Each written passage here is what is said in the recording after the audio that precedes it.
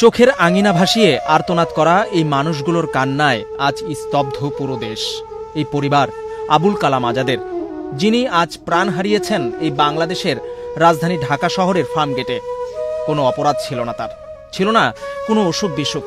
সুস্থ সবল মানুষটি যখন আপন মনে ফুটপাত দিয়ে হেঁটে যাচ্ছিলেন, ঠিক সেই মুহূর্তে তার মাথায় পড়ে যায় মেট্রো রেলের বিয়ারিং প্যাড। মুহূর্তেই জীবন প্রদীপ নিভে গেল তরতাজা এক তরুণের। শুধু কি ধপাস করে পড়া বিয়ারিং প্যাড? ঢাকা শহর, একটু ভালো জীবনের আশায় দেশের প্রত্যন্ত অঞ্চল থেকে মানুষ ছুটে আসে যে শহরে। ছোট ছোট স্বপ্নগুলো বাস্তব রূপ দেবার কতই না চেষ্টা তাদের, অথচ স্বপ্ন বোনা এই মানুষগুলোর জন্য এই শহর, ঢাকা শহর যেন ক্রমেই হয়ে উঠছে মৃত্যুর ফাঁদ, যেখানে আছে প্রতি পদে পদে মৃত্যুর ঝুঁকি। এই শহরে মাথায় গাছ পড়ে মানুষ মরে, মানুষ মরে নির্মাণাধীন ভবনের ওপর থেকে ইট পড়ে, উড়াল সড়কের গার্ডার ভেঙে, এমনকি মাথার উপর রড পড়ে। শুধু কি তাই, এই শহরে জীবন্ত মানুষ মুহূর্তেই লাশে পরিণত হয় বাস ট্রাকের চাপায়। ছিনতাইকারীর ধারালো অস্ত্র, দুর্বৃত্তের গুলি সবসময় যেন তাক করে থাকে এই শহরের মানুষের বুকে। সময়টা 2016 সালের 7 মার্চ দুপুর 2টা। রাজধানীর ধানমন্ডি এলাকায় রিকশায় চেপে গন্তব্যে যাচ্ছিলেন চলচ্চিত্র নির্মাতা খালিদ মাহমুদ মিঠু। ঠিক এমন সময় রাস্তার পাশে থাকা একটি গাছ ভেঙে পড়ে তার উপর। এর পরপরই হাসপাতালে নেওয়া হলে কর্তব্যরত চিকিৎসক তাকে মৃত ঘোষণা করেন। একই বছরের ঠিক 9 দিনের মাথায় মগবাজার এলাকায় ফ্লাইওভারের লোহার রড মাথায় পড়ে মৃত্যু হয় ইমন হোসেন নামের এক যুবকের।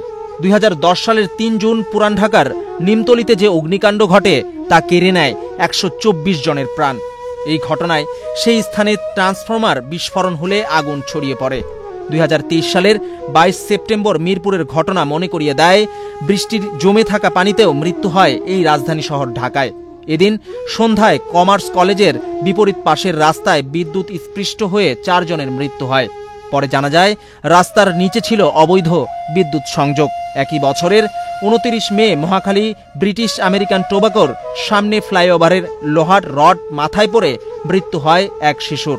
2019 সালের 20 ফেব্রুয়ারি চকবাজারের চুরিহাট্টার অগ্নিকাণ্ডে প্রাণ যায় 78 জনের।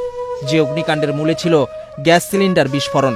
ওই সময় আগুন যে কারণে ছড়িয়ে পড়েছিল তার জন্য দায়ী করা হয় এলাকা জুড়ে থাকা দাহ্য রাসায়নিক পদার্থের গুদাম। ঢাকার উত্তরার জসিমউদ্দিন রোডে নির্মাণাধীন বিআরটিএর ফ্লাইওভারের গার্ডার নিচে পড়ে তার চাপায় প্রাইভেট কারে থাকা শিশুসহ 5 জন নিহতের ঘটনা এখনও দাগ কেটে আছে মানুষের মনে। সম্প্রতি খিলগাঁওয়ের নর্দমায় হারিয়ে মারা যাওয়ার এক যুবকের ঘটনা তো রয়েছেই। এছাড়াও 2019 সালের এফআর টাওয়ারের অগ্নিকাণ্ড, বেইলি রোডের কাচ্চি ভাইয়ের আগুন কিংবা চলতি বছরের টঙ্গী অগ্নিকাণ্ডের মানুষের মৃত্যুর নজিরও রয়েছে। মৃত্যুর মিছিলে সর্বশেষ সংযোজন আবুল কালাম আজাদ। ভাবুন তো, কোটি কোটি টাকা ব্যয়ে নির্মিত মেট্রো রেল, যেখানে নেই বিয়ারিং প্যাড রাখার সঠিক ব্যবস্থা। এর শেষ কোথায়? কবে হবে রাজধানী ঢাকা নিরাপদ শহর? যা দেখা এখন সময়ের দাবি। বিজন কুমার, বাংলাদেশ প্রতিদিন।